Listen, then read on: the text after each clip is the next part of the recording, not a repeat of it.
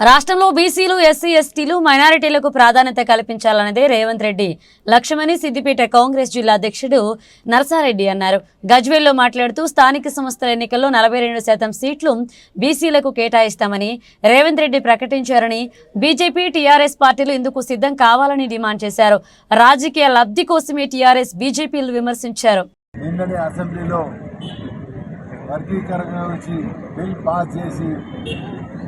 తెలంగాణ అంటేనే మన వీర అడుగు వర్గాల గురించి కాంగ్రెస్ పార్టీ ఎప్పుడు కూడా నిలబడుతుంది, మాట మీద నిలబడుతుంది అనే ఆలోచనతోనే ఎవరు చేయలేని విధంగా రాహుల్ గాంధీ గారు ఆ రోజు చెప్పారు, ఎలక్షన్స్లో కాంగ్రెస్ ప్రభుత్వం రాకముందే మేము చేసి చూపెడతాము తప్పక ఎస్సీ వర్గీకరణ.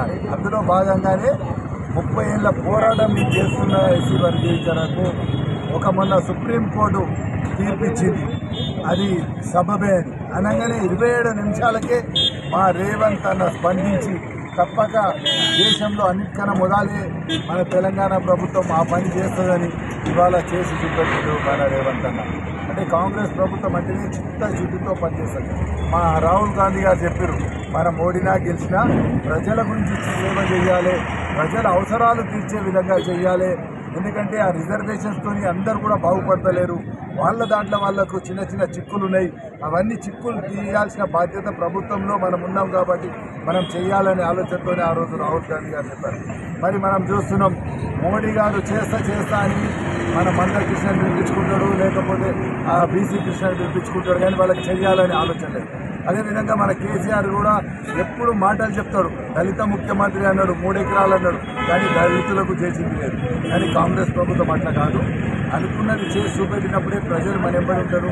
ప్రజల అవసరాలు తీర్చే విధంగా ఎస్సీ వర్గీకరణ చేసి చూపెట్టాము. అదేవిధంగా నిన్న అసెంబ్లీలో కూడా మా రేవంత్ అన్న గారు ఛాలెంజ్ చేశారు, మేము 42% బీసీలకు ఇస్తాం, రిజర్వేషన్ ఇచ్చే దమ్ము కాదు. ఈ విధంగా కాంగ్రెస్ ప్రభుత్వం ఎస్సీ వర్గీకరణ కానీ బీసీ కులగన చేసిందే కులగన సర్వే అందరికీ న్యాయం చేయాలి.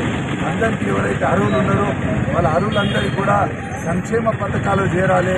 అందులో భాగంగా ఈ రిజర్వేషన్స్ కూడా వాళ్ళందరికీ అర్హులు అయిన ప్రకారం కులాల ప్రకారం చేయాలనే ఆలోచనతో మా ప్రభుత్వం ఉన్నది.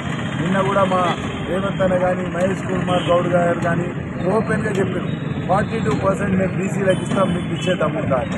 42% కాదు అనుకుంటే అంతకన్నా ఎక్కించే ధైర్యం దమ్ము కాంగ్రెస్ పార్టీ ఉంది. కాబట్టి ఇటువంటి సంబరాలు చేసుకొని ఇక్కడ ఉన్న ఎస్సీ వర్గీకరణ వాళ్ళు కావచ్చు, ఇంకా బీసీ కులగన కావచ్చు, అందరూ కూడా మరి కాంగ్రెస్ పార్టీని ఆదరించి కాంగ్రెస్ పార్టీని దీవించి రేపు రాబోయే కాలంలో ఏ విధంగా అయితే ఆ కులగన ప్రకారం ఉంటుందో ఆ విధంగా అందరికీ చేస్తామని కూడా దీని ద్వారా మేము తెలియజేసుకుంటాం. జై కాంగ్రెస్.